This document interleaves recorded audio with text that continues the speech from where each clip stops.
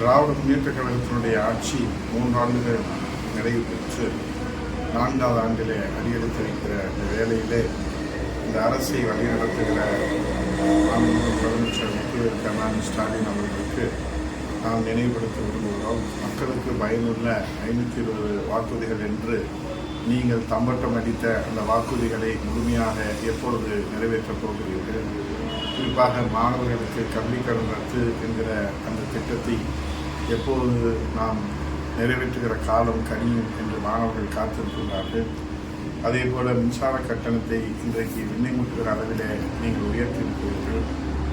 அதிலிருந்து மக்களுக்கு இன்றைக்கு நீங்கள் சொன்ன அந்த வாக்குறுதியிலே நாங்கள் மின்சார கட்டணத்தை ஏற்ற மாட்டோம் என்று சொன்னீர்கள், ஆனால் ஏற்றிவிட்டீர்கள்.